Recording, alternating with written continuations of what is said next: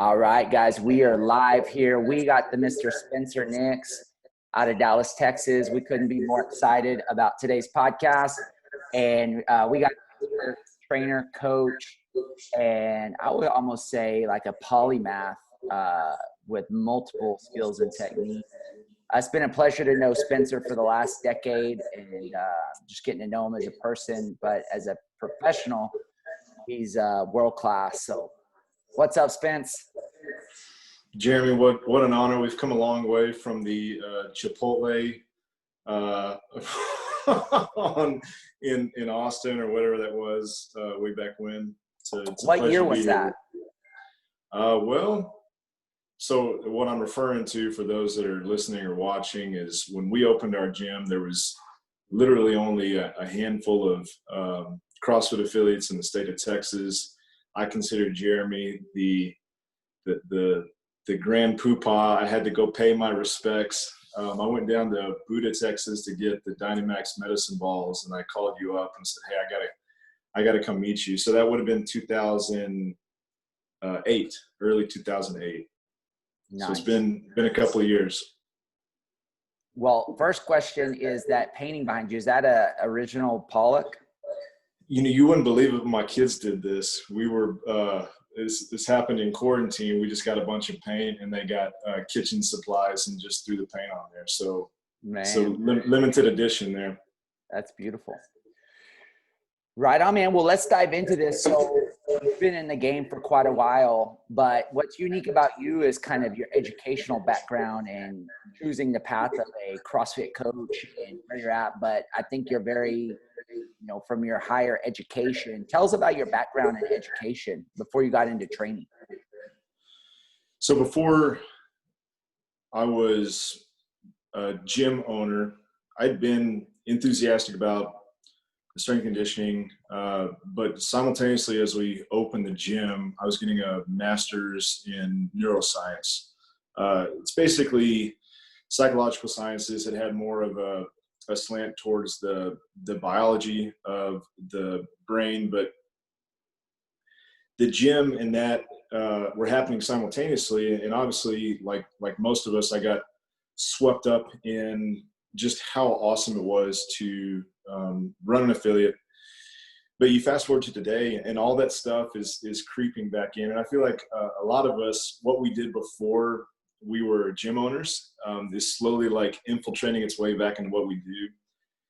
And so, I had this master's degree, and I'm in school as a doctoral candidate right now for psychology. And so I see these two worlds interacting in ways that it's really hard to keep them separate.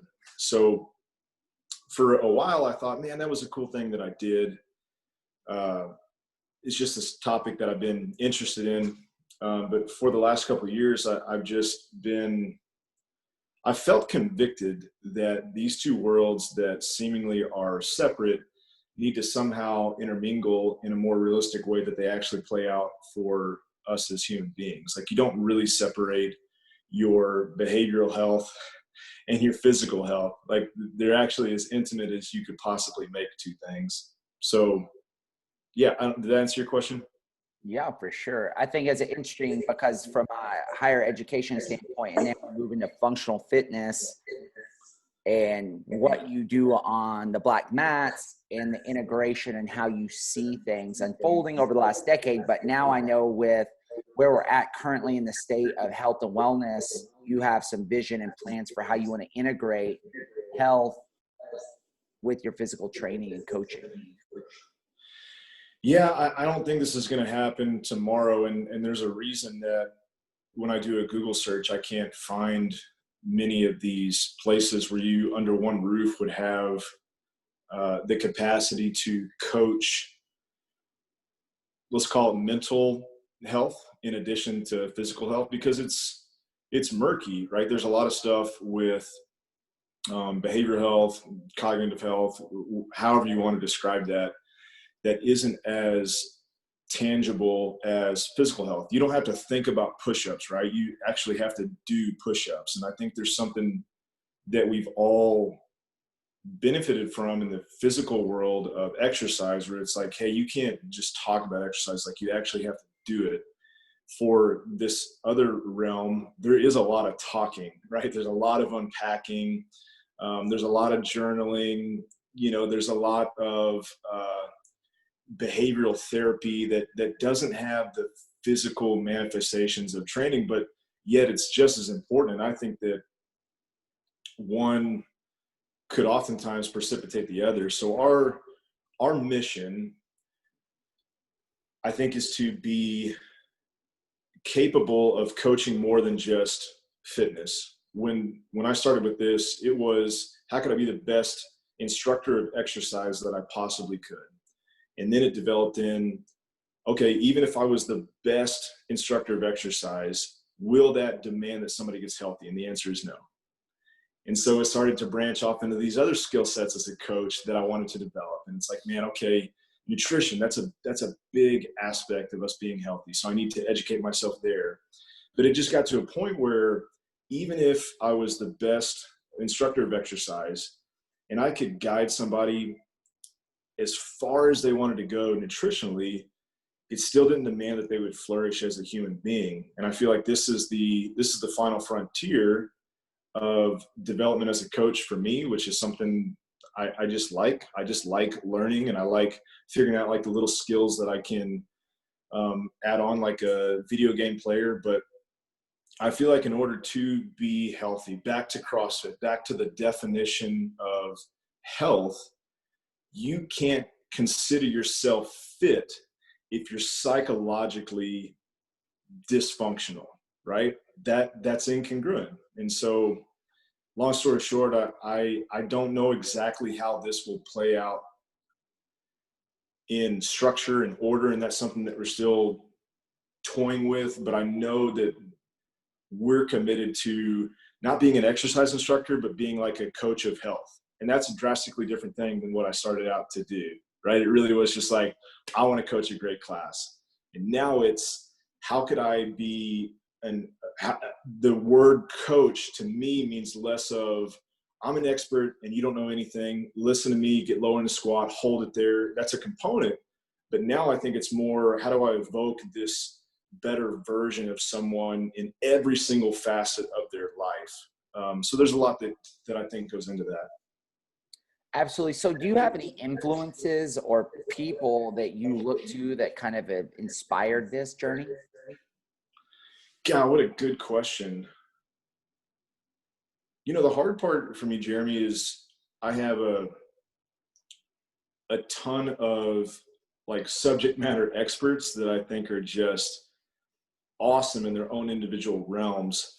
But I haven't found, here's a problem that I've found with the world of wellness and the world of cognitive therapy and some of this stuff. It's not very masculine.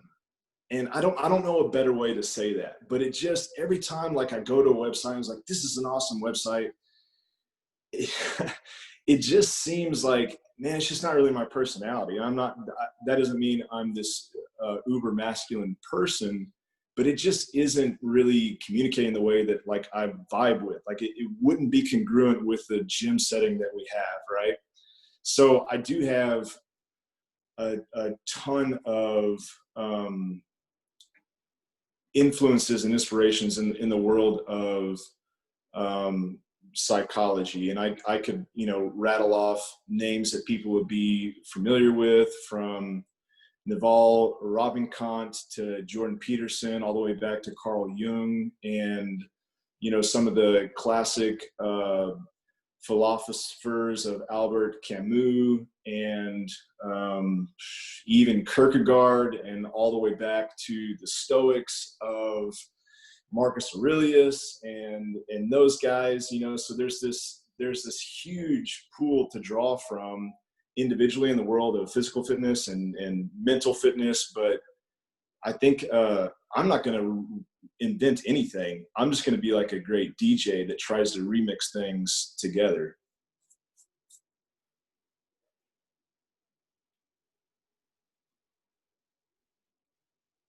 So as you start to venture post COVID and how you're designing your programs, and I know y'all start to work with True Coach and you're working and thinking about remote services, how are you seeing this going forward with your clients? So I think True Coach I'm putting a lot of our hopes and aspirations into this software because I love what it can do. I was talking with my wife the other day, and True Coach allows us to do really what I think Coach Glassman had by design in his inception of CrossFit when he says the needs of our elderly citizens and our Olympic athletes differ by degree, not kind. That's such a beautiful sentiment, but to pull that off on the fly when people show up unannounced, when I have a 60-year-old pre-diabetic show up next to a 22-year-old in the same class with the workout of the day, and I'm supposed to have the skill set to shoot from the hip and give each of them a workout that's appropriate for them based on what's the whiteboard, that's a tall order. And I'm good at that. Like if I had to tell you as far as like coaching, like what my skill set thrived with, it would be that right there. And even that, when I look back and I say, could I do that on the fly as good as I could if I was in front of a computer and I could premeditate that? The answer is an obvious no. So from the physical training standpoint, because True Coach is the software that was really designed for personal training. It initially, I don't know if it was developed with OPEX, but it's definitely in cahoots with those guys where they design an individual program that is a one of one. But through COVID, like you mentioned, we just realized that there's a really powerful way to still have a workout of the day, but to give each person a premeditated version of that workout that would make a lot more sense for their goals. It would make a lot more sense for them to feel successful, because I think we've all had that experience where we're customizing on the fly in real time with people. And then we've come up with this version of the workout where 10 people finish at 10 minutes. And you got that one person that took 15 minutes to finish. And what do? We all go like, come on, Cindy, you can do it. You know, it's CrossFit. You got it. When I see that, I was like, that's a fail. Wow. Now, every once in a while, we're doing a benchmark workout and that happens. Yeah, we're testing. Let's let them give it a good go so they just know what it feels like and they have something they can improve upon from that standpoint. But by and large, that's a terrible way to train. And that just means that they totally missed the boat on what the intended stimulus of that workout is. And so True Coach is of the many things that we use it for, it's just a better way to give somebody exactly, if you had 10 minutes and it was just one person, the workout that they really should be doing for that day, based on their goals, based on their limitations. So that's one aspect. But even though in True Coach, if you're not familiar with the software on the back end, you program something, you send it to them, and it says workout. But this is totally customizable, so you can put anything you want to in there. And you and I have had some conversations about how you could program nutrition through there. You could ask somebody, hey, Jeremy, give me 2 things you want to track. You could say, man, I want to make sure I drink 4 Cokes a day, and I only want to get 3 hours of sleep. And I could go in there and I could say, tell me the number of Cokes that you drank. And it'll chart it. So that means that after a month, we could pull up an X and Y axis and we could look at the longitudinal amount of Coca-Cola that you had. And you could do that for virtually anything. So there's some power in there for these things that we previously talked about with nutrition, with tracking metrics of mental health. Hey, on a scale of 1 to 10, how was your stress level today? Hey, tell me the number of hours that you slept. Tell me how long you were at work. Tell me how much water you had. Like, you could do anything. And if members of a gym hear this, it's gonna spoil all the secrets, but it's not that hard. Like, it's not that hard. So I just think that true coach, along with the group dynamic that we're all so good at, is the next frontier. Now, where people have mistaken this is they've said, well, it needs to be all group. We're all in the group. It's 100% there. Or people have turned their back on the group completely and they've said, it just is the individual. The individual is everything that you need. But it's a paradox. You can't have one. If you go to the individual, I've been to some places, and so have you, where it's just individual training and it's stale. It's boring. There's nothing that motivates you to go to that environment. Now, if you go to the group, it's entertaining, it's great energy, it's awesome. I think it's where we usually gravitate towards, but you're missing some of the individual touch points that keep people from being injured, and it gets people results faster. So it's a paradox in the sense that, like, we have to have them both. And I think for each of us, as we're developing as professional coaches, we just have to decide for our own facility and just our own vibe, like what on the spectrum, like what makes the most sense for us. Is it slanted more towards the individual? I think that's kind of what we've decided. Like, we're slanted more towards the individual, but it doesn't mean that we're going to have a stale group experience. Like, that's still going to be awesome, but it's going to be a little bit more intentional with the time that we spend with people. We're not going to waste their time anymore. So time. So in the field, brought to you by Espresso. No, that's good. So, now kind of stepping back and understanding your facility. I know you're in the process of moving into a new space. Tell us about Dallas Central and what is current for y'all and what the future is looking like. Yeah, so the powers that be tell me about 2 weeks we'll be in a new spot. And for the new spot, there's more emphasis on the office space that we have. So the first spot that my brother and I opened, it was a warehouse like most of us do. And it was a 10 by 10 office, right? The whole thing was a warehouse. And it was pretty clear when you stepped in, it was like, you're here for one thing and one thing only, and that's to work out. And, fast forward to today, fortunately or unfortunately, I kind of mixed feelings about it.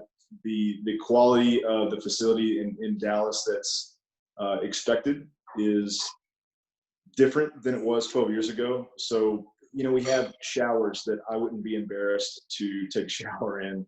And we've kitted out the office space where, for us, the first step that we do in an ongoing aspect of our business is to have these sit-down consultations. Because if we're really committed to people not just exercising to get a cortisol dump, but to actually make them healthy and to make them self-sufficient, that requires a lot of conversations. And therefore, I think it requires a space that you can feel comfortable having that conversation. As well, like, since we are doing a lot of work on True Coach, our staff, there's a focus on coaching face-to-face, but a big aspect is just taking care of the member. And we've figured out through COVID that a lot of those touch points to take care of members can happen electronically. They can happen a lot more efficiently than saying, hey, let's schedule an hour face-to-face.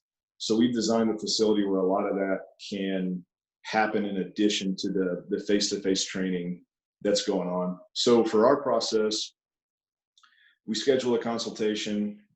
We take them through an assessment, so that happens on the office side as well. What's the square feet of your office space versus floor space in the new box?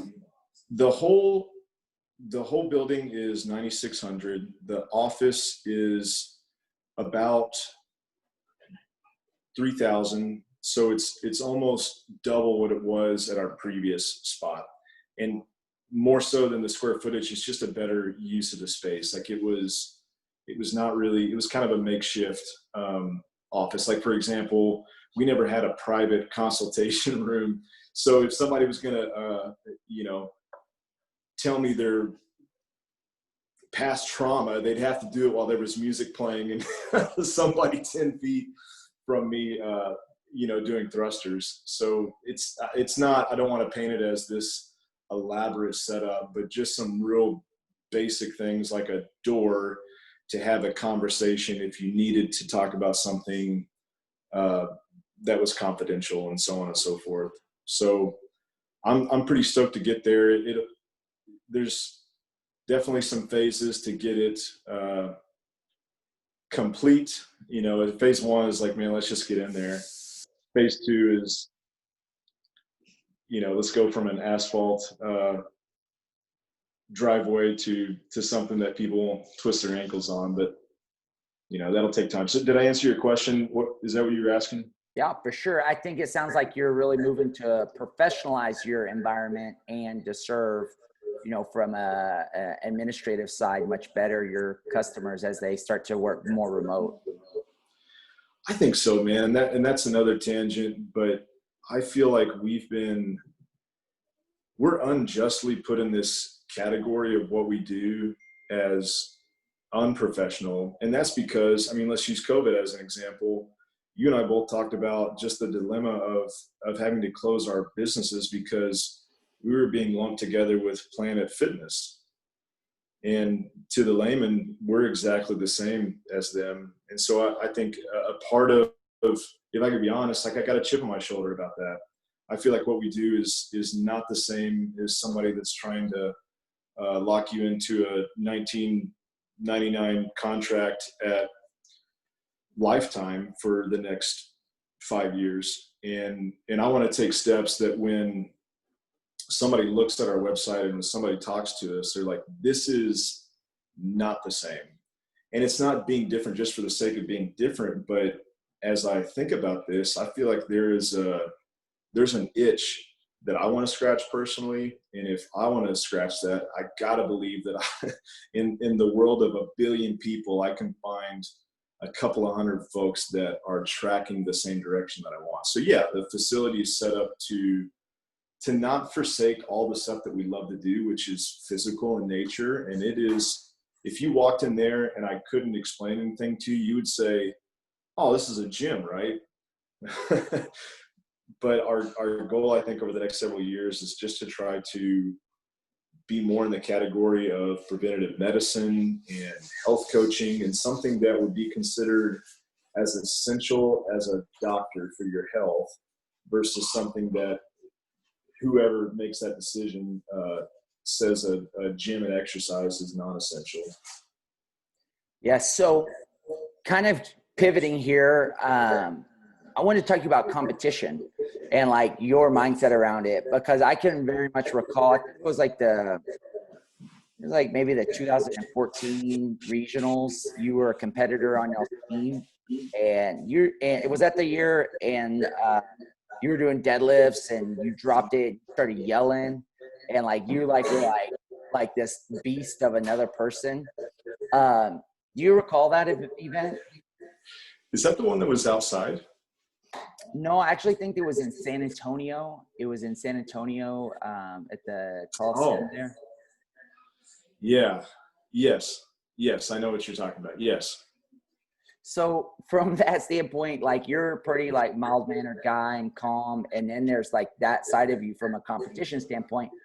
Like what does competition or competing or that mentality for you, what does that look like? Well, you know, first of all, I've been through a lot of therapy to deal with the anger management issues that were probably on display at that competition. But I've heard it said one time that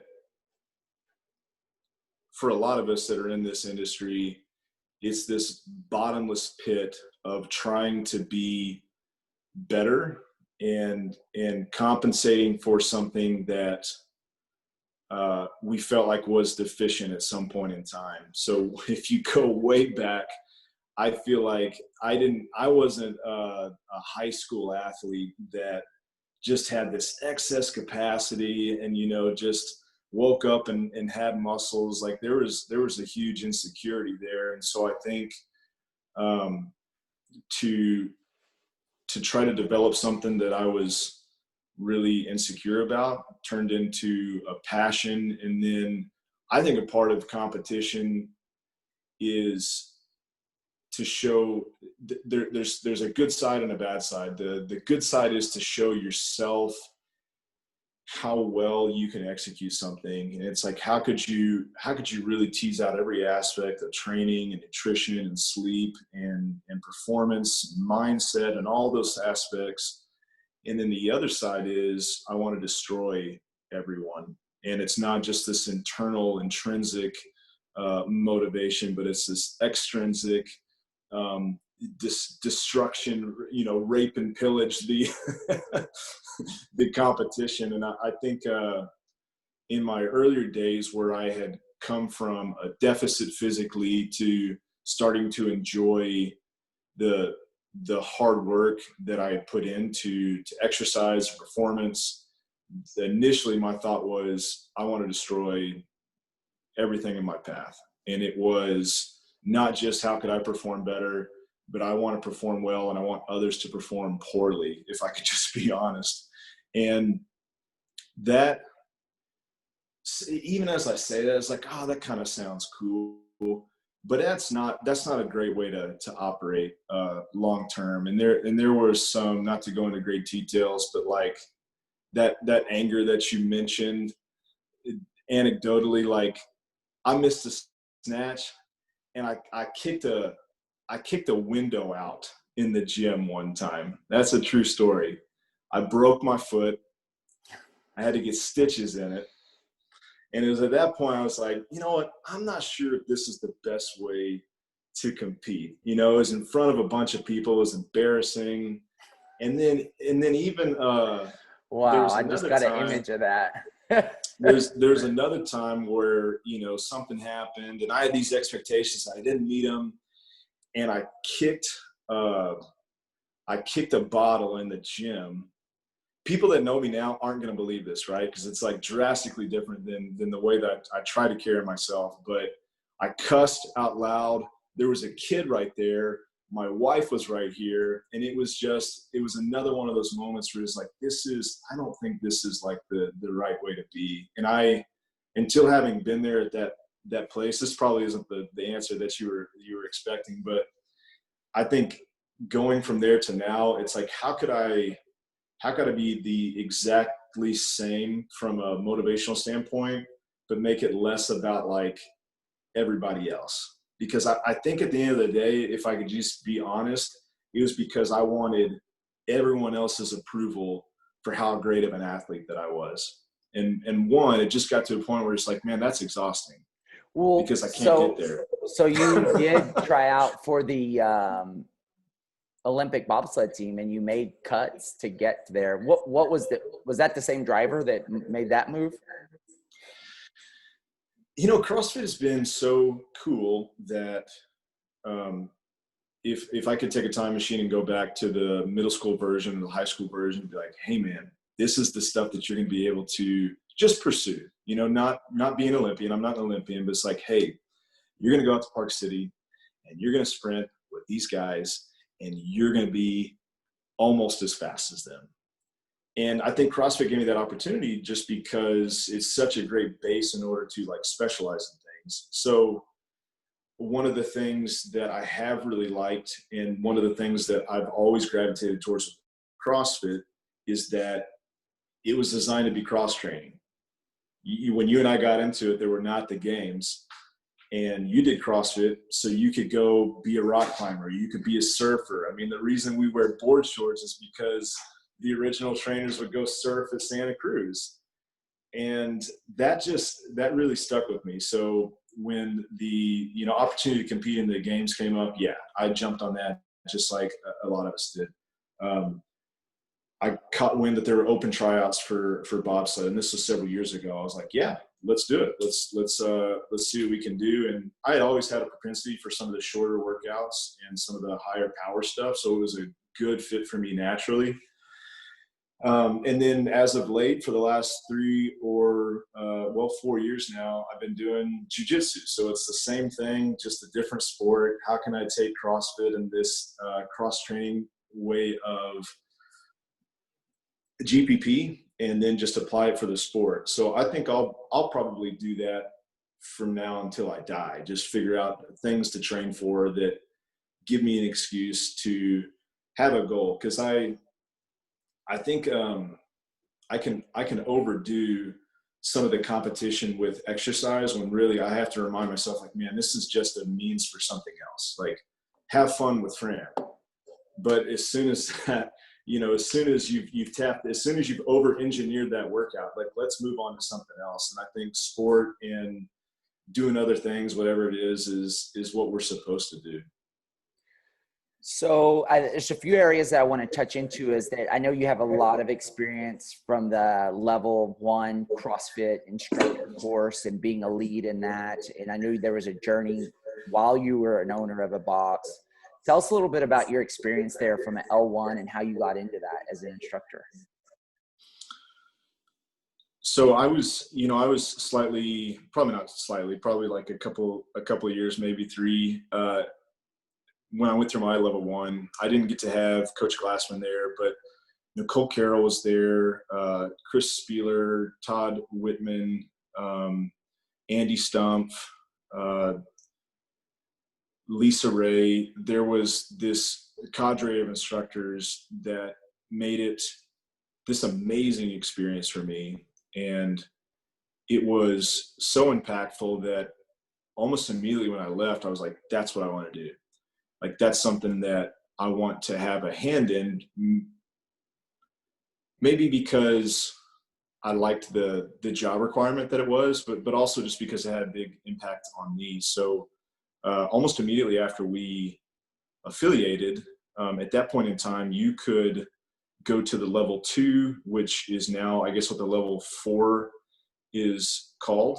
And I went to Freddie Camacho's gym, CrossFit One World in California, and I just showed up. And this was just a couple of months after we had affiliated. Now, in hindsight, I probably should have taken a little bit more time to coach, but I had been coaching some prior to that, so I wasn't brand new to it.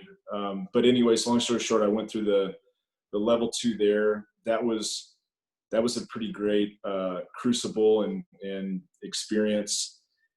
And then back in the day, you would, if you got approved from that standpoint, you would volunteer at seminars when they came basically within driving distance. So being from Dallas, there was a lot at the time that came to GSX in Fort Worth. And there was a bunch at the police academy in Dallas. And so I would show up just volunteering and do those. And then it became a full-time gig. And you fast forward to today, I'm still on seminar staff. It's been over a decade. I primarily coach the level 2s just because I jive with that, the coursework and how that 2-day certification is set up, but still do the level 1s and the level 2s. Nice. So this is a personal question from my end. For the time being there, Dallas Central and CrossFit Central had a pretty good little rival going for our teams going to the CrossFit Games. Kind of pulling that. Now that's been about 7-8 years ago. What was that like on y'all's end? Were y'all just like beat Central, or like we don't even think about those guys? How was it with that? Because I know y'all were always up there in the runnings, getting y'all's team qualified for the CrossFit Games. I've always held your business in those years where we were so focused on the games in high regard. Like, I think we always, I'm just trying to think of, man, there's so many years, right, where you guys had so many great athletes that were on teams, from your sister to your wife to what was Andy's last name? Oh yeah, I'm gonna blank on it. So I many. know Andy. Yeah. But yeah, that's a good question. I think I'm going to say some names here, like when Chase Ingram was a part of the gym, and Dean Zhu, and a lot of these guys, and also when like this was developing and it was on the scene, it was like, this is amazing. It's like we get to feel like professional athletes, but we're not professional athletes. So as we were, when was it? I guess it was like 2010 to 2014 is when we had a team at the games. Those 4 years, we were in deep. So to answer your question, everything we could do to be as competitive as possible. Let's look at every team. Let's see everything that was happening. Like, we were we were in deep, and I have Chase to thank for that, and all the guys that were on the teams and helped out with that. Like, that was just, we just went down a deep rabbit hole with all this stuff. So to answer your question, man, we were always looking at what was going on down there at Austin. That was good, because I know in 10, I think we got 6th at the games. Our team did. In 2011, our team missed it by 1 spot, and that was the year I didn't think team was worthy of competing on, because my ego was so big. It was crazy. 2012, we went to the games. I think we placed right behind y'all. And then 2013, we got 4th again, and we missed the games that year. And I believe y'all made it in. And then 14, we went back to the games. So it was a solid run with you guys and competing all that. So that's back in the glory days. So yeah, I just wanted to touch on that. But now, like, another question I have for you, like, you know, I get to talk to you pretty regularly and all that stuff from the standpoint of, like, where your vision is for the future, where you stand, and kind of what inspires you in this industry to keep going.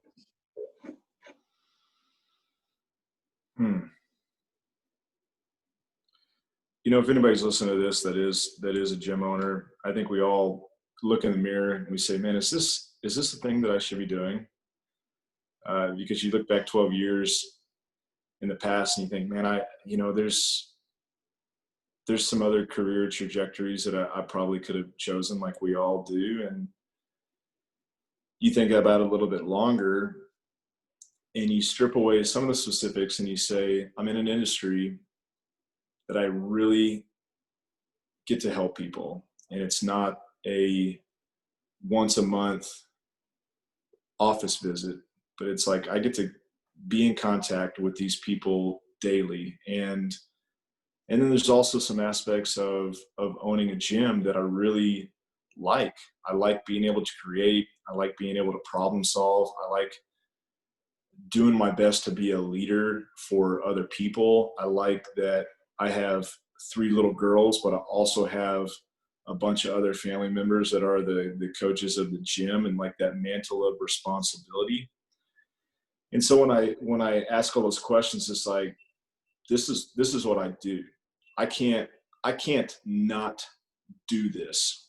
And if that's true, then I want to try to do it as well as I possibly can and look back and be really proud of the way that we innovated, the way that we potentially, if I could be so bold as to say, established like a new spin on how we can do some of the things that are so important to us and how can we incorporate more. So I see the next, as long as I can work, like just trying to take this as far as I can to make this professional, to make it something that is as legitimate as any other professional service that you would hire. And I think that will keep me occupied and captivated for a long time, because this isn't something that we just started asking. Like, these are questions that have been asked since the beginning of time. What does it mean to be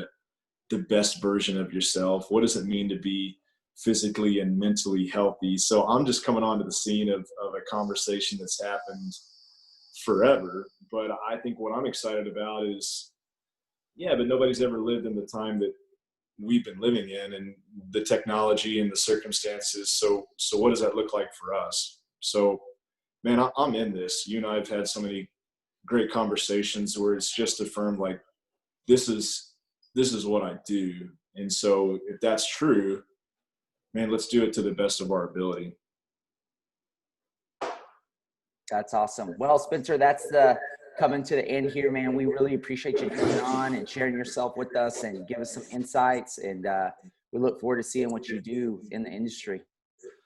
Jeremy, I think very highly of you. Thank you for letting me talk about myself for so long.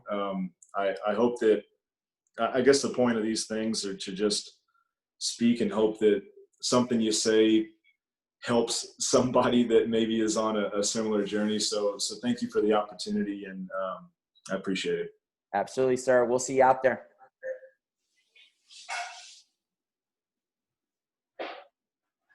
How, what, you're like, did I do good?